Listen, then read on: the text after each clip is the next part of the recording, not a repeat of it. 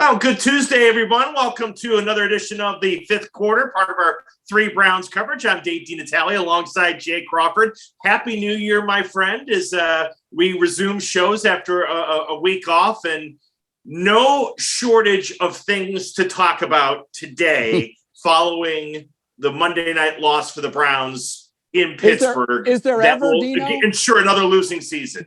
Is there ever a shortage of things to talk about? With this team, the topics just create themselves. It's so many, we can't even fit them all in. Yeah, Happy New Year to you too, Dino, and to the audience as well. It's over. It's finally over. The misery has ended, and the colossal free fall is complete from last year's euphoric 11-5 and a playoff win to this year's absolute abject failure. That's the only way you can label what happened to the Cleveland Browns in 2021 and now into 2022. The good news is it's over. We don't have to watch other teams and hope for weird outcomes. We don't have to hope that they can somehow find a way to win a game that they'll probably find a way to lose.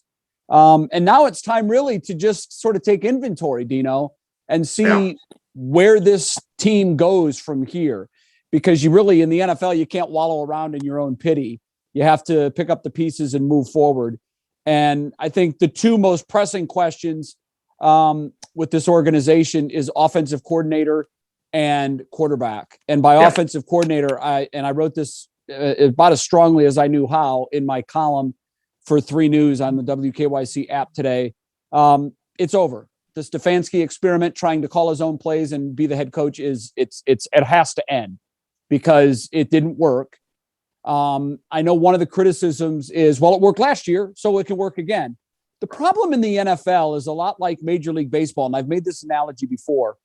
When a pitcher comes up and he doesn't have a huge book on him, and the opposing teams are, a little concerned, or there's a mystery as to what he's going to do, you get to see him a few times, you get tape on him, and then there's a book on him.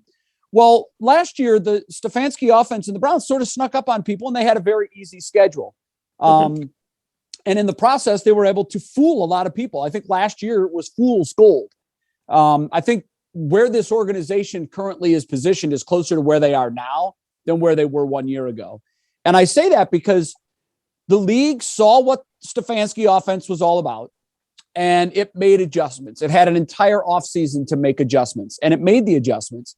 The problem is Stefanski kept throwing the same pitch that he was able to get teams out with last year, but now they know it's coming, so they're able to hit it. And he never developed a second pitch. It was a one-trick pony. It was a way too pass-happy offense for a football team that has the skill set to run the football. Part of my column, I also mentioned that the Steelers' run defense dead last in the NFL in terms of yards per carry. They were allowing almost 5 yards per carry coming into last night's game. That's 32nd in the NFL. So obviously, what did the Browns do? They come out in the first half. It was a close game throughout the first half.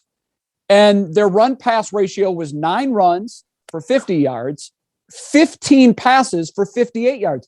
They inexplicably just kept trying to throw the ball. And not just throw it, Dino, but they've got a total mismatch, maybe the biggest mismatch you can find in the NFL in terms of defensive linemen and offensive linemen, because you've got a backup in there and you've got TJ Watt coming.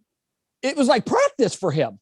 And again, we talked about the Browns' inability to make adjustments at halftime. And I love the fact that ESPN showed 2 graphics last night that drove my points home. With Chubb on the field, the Browns were averaging 6.3 yards per play. With him on the sidelines, they were averaging 1.3 yards per play. Yet in the biggest drive of the game, there he is with his coat on watching. It's happened way too often, Jay. Way too often this year. I've been complaining about it all year. I have been complaining about it all year. And I was glad that last night, finally, there was a national stage and the broadcasters made that point painfully clear. Louis Riddick was, I know Louis well, and I know what he wanted to say. He wanted to say, what in the hell is Kevin Stefanski doing right now? And he said it as politely and as cleanly as he could, but the message was loud and clear. Your best player on the team is watching after the Browns defense, who has to be beside themselves at this point, holds Ben to a 3-and-out and gets great field position. It's a one-score game. It's 13-7. You need a touchdown to take the lead. And I love that ESPN just kept taking cutaways of Chubb standing there with his coat on watching. Right. Everybody in the – I had a Steelers friend write me this morning and say, I hope that they sign Stefanski to a long-term deal and Baker to a long-term deal because we will continue our dominance without Ben over this organization because they can't get out of their own way. So you could make a strong case that this team was trying to tank. If that's the case, I'm done with this organization. Yeah. Losing is losing. I don't care what it is. There's no guarantee that if they move up 8, I can't even stand this conversation. If you move up 8 draft spots, they can screw that pick up just as easily as they can the 22nd or 20th or 18th. Yeah. So it's just beyond troubling at this point. The changes that need to be made, Stefanski has got to hire an offensive coordinator. And I don't know that Alex Van Pelt is the guy. But here's the problem, Dino. He never gave him a chance.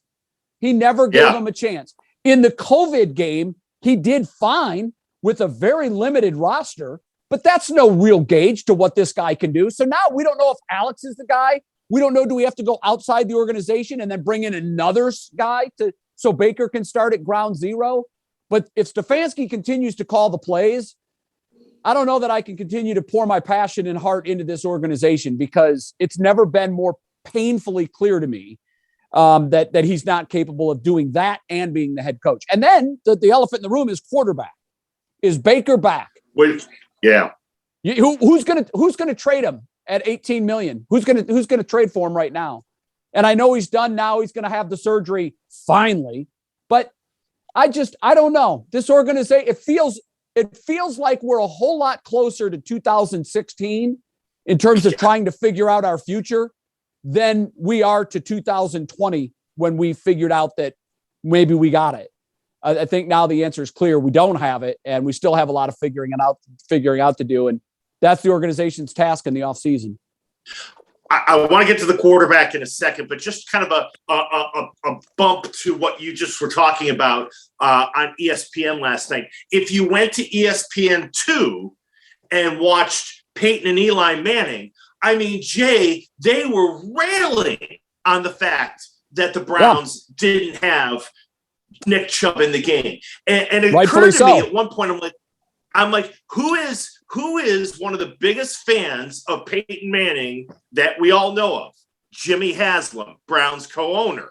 I mean, you have to think at some point in some off-season meeting, that's going to come up between owner, GM, and coach.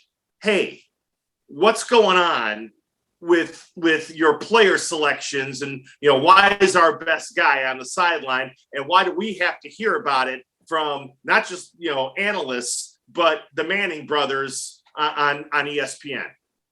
I want to ask Nick Chubb. Nick, have you told Kevin you need rest, that you need a lot of rest? Because he had 4 touches in the first half, yet Stefanski tells Lisa Salters going into the halftime break, we needed to get him his rest. What?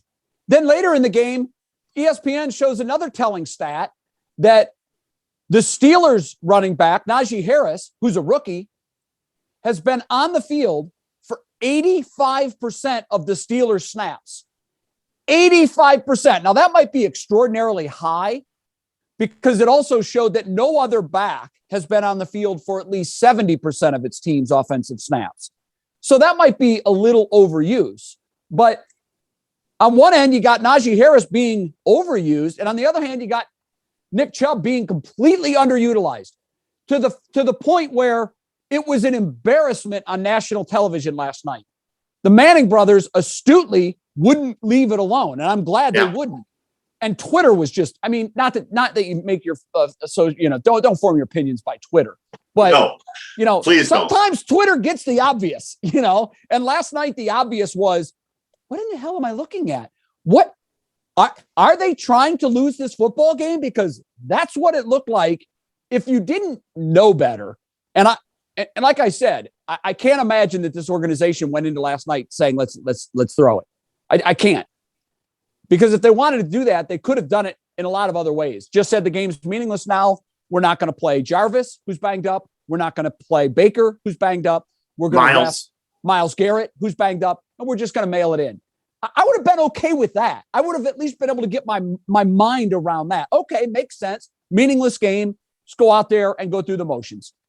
But the fact that they went out there and put everybody in harm's way and then had to be subjected to that kind of play calling, Dino, this is troubling because my opinion early this year was, and I shared it on this podcast early in the season, I believe Stefanski can be a good head coach in the NFL. I do. The jury's still out on that. He's 18-14. I don't know. Maybe he is. Maybe he isn't. But I'll tell you this, in the NFL, your most recent work is your most accurate description of who you are. The Coach of the Year award last year is completely tarnished. That the luster from that has faded. Yeah. Because this is a what have you done for me lately league. And ESPN, I love that they showed this graphic too. In the fourth quarter of games this year, and this is something that I've pointed out to you and I've harped on all year long. In the fourth quarter of games this year, the Browns are being outscored 2-1. That's it. That's where the football games are won and lost in this league if you've been paying attention. Everything comes down to the fourth quarter. And what we've learned with Stefanski and Baker Mayfield is they cannot bring their best effort when it's most important. We haven't seen it. When it's most important, this team is being outscored 2-1 in the fourth quarter of football games this year. That gets most head coaches fired. And here's what it says to me, Dino. He's unable to change. He thinks his blueprint is perfect and eventually it's going to work. Eventually it's going to work. We just got to do a better job of calling plays, and that's on me. No, what you're doing is not going to work. And you're proving again the definition of insanity is when you keep doing the same thing, expecting different results. The book is in. The NFL knows how to play what you're doing, and they're owning you. And you're unable to make in-game changes so you can come out and win the fourth quarter of these games when they're all decided. Look, I believe that the Browns are an average football team. I don't think they're above average. I don't think they're below average. I think they are an average football team. You are what your record says. That's it. Who is way below average when all the chips are on the table. And that gets you a sub 500 record. And that's why this organization is there for the 13th time in 14 years, losing record. So the organization's got a lot of soul searching to do. And I'm not suggesting that they make wholesale sweeping changes because I don't think those are necessary. What I want to see, and I hope we get to, and if we don't, as I said, I don't know that I can be as passionate about this team as I have been.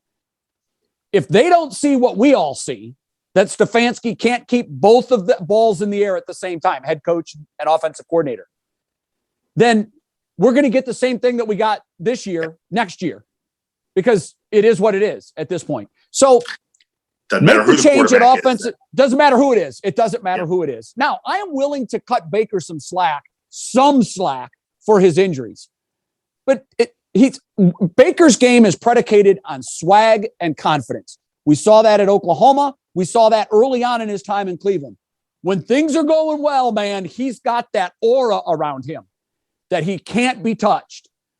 But on the flip side, when his confidence is shattered, that's kryptonite to him. Yes. And we've seen it the second half of this season. His confidence is shattered. Now, is it shattered because he's injured and he knows he can't throw the ball the way he needs to? I don't know. But they've got to figure that out because his confidence is gone and now his psyche is injured. It's not just the shoulder and everything else that we've been talking about all year.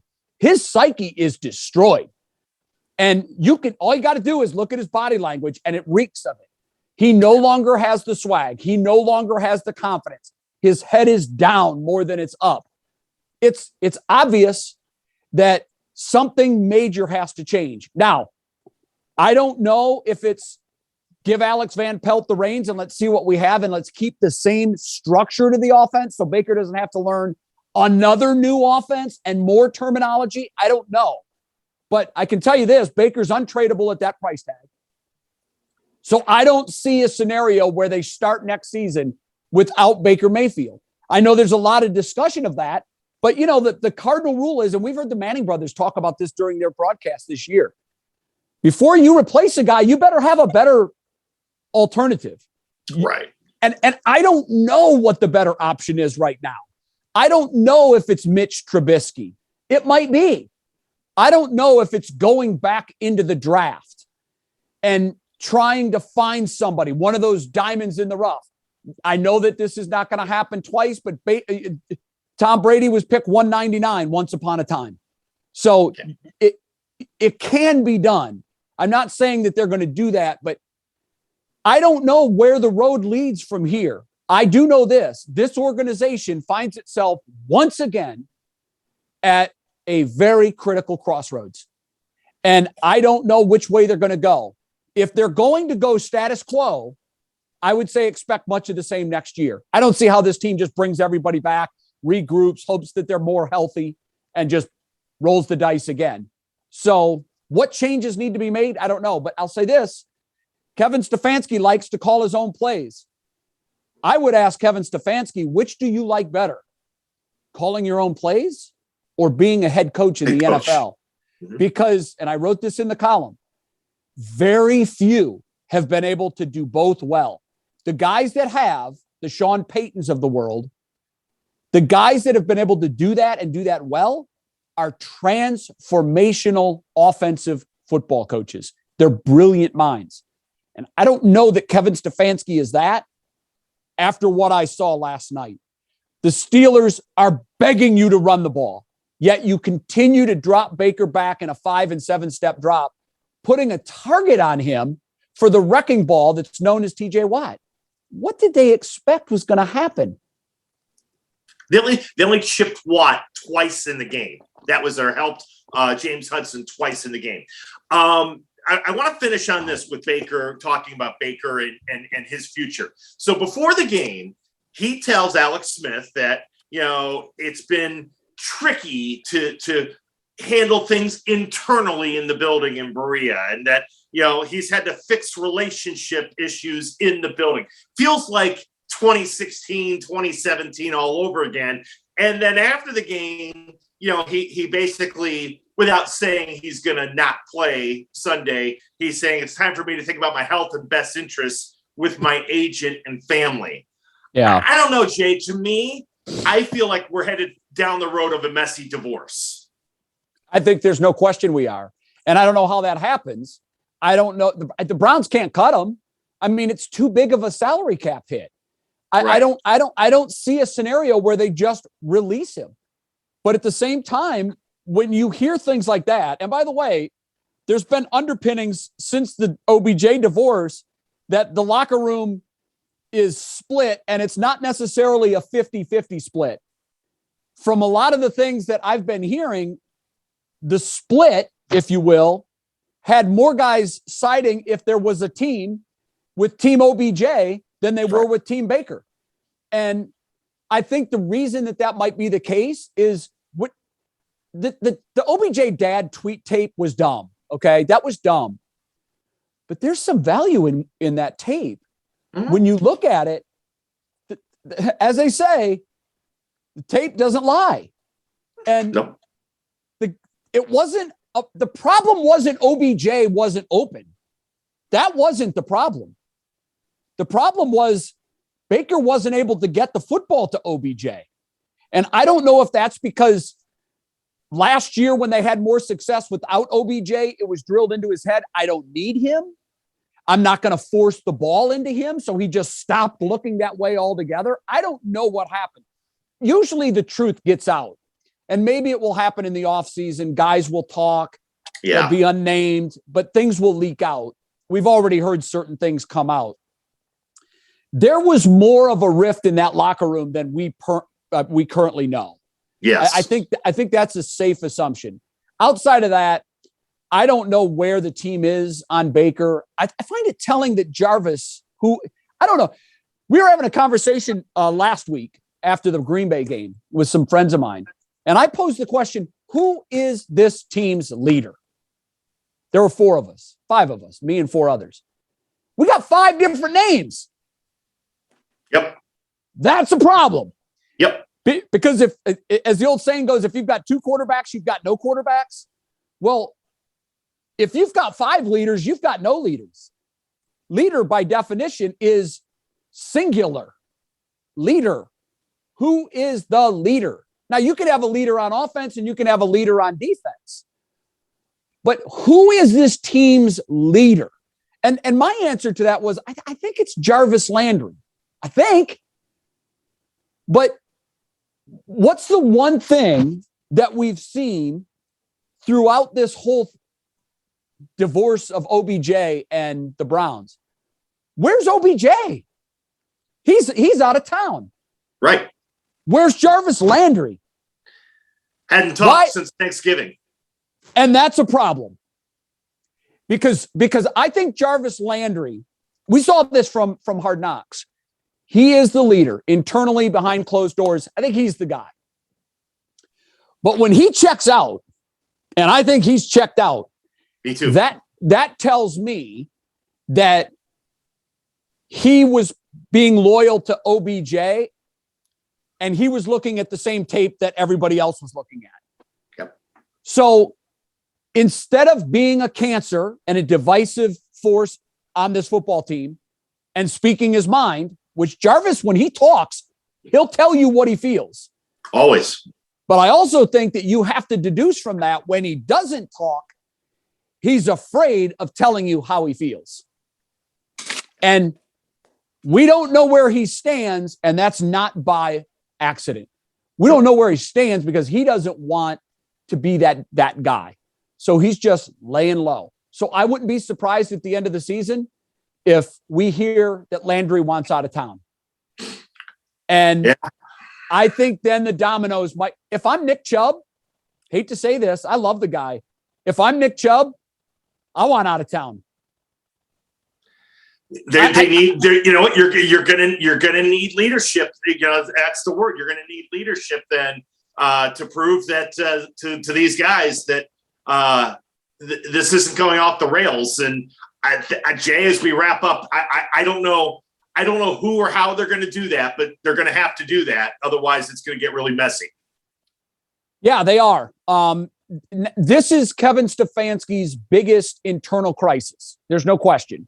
He's had the COVID issues last year, this year. He's had a lot of injuries.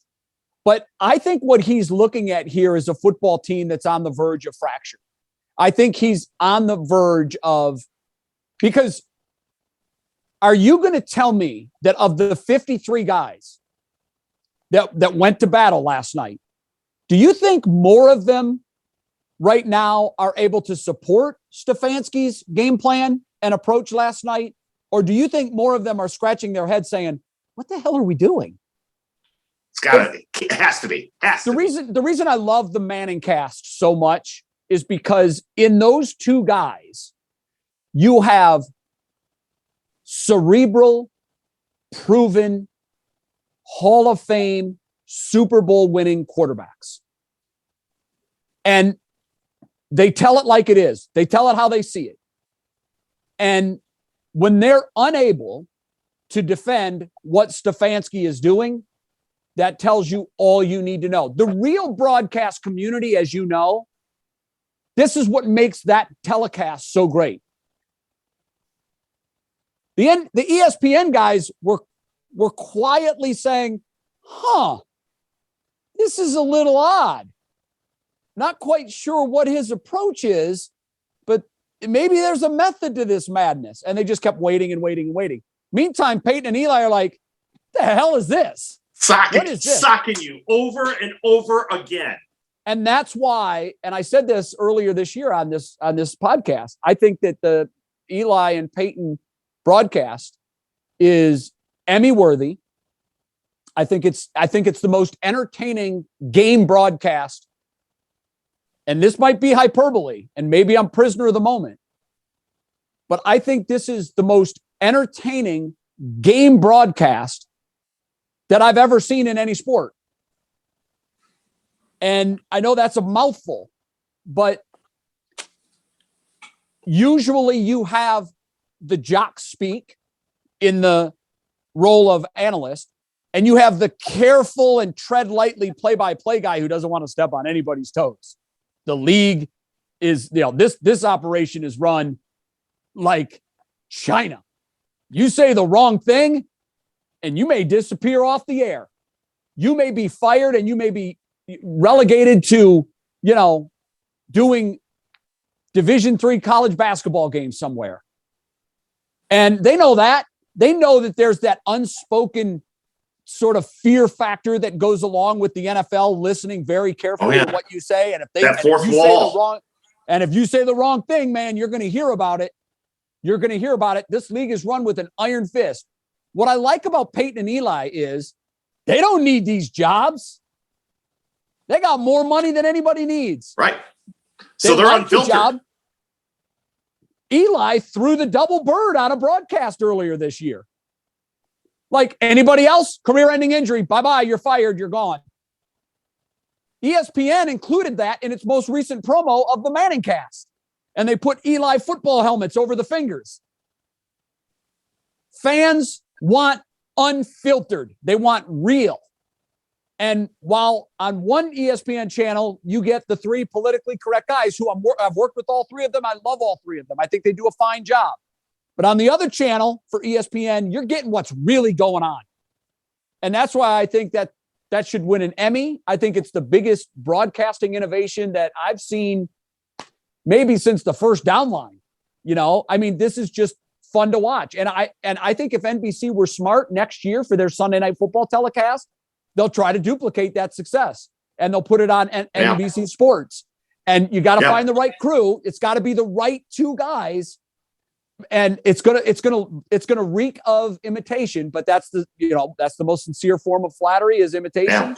And that's what TV does. TV finds something that works and they drive it into the ground. So I hope NBC does that next year with their Sunday night telecast and gives the fans and the viewers an option to watch the same game, but hear it differently from true experts that aren't afraid to tell it the way it really is. And last night, Peyton and Eli did that.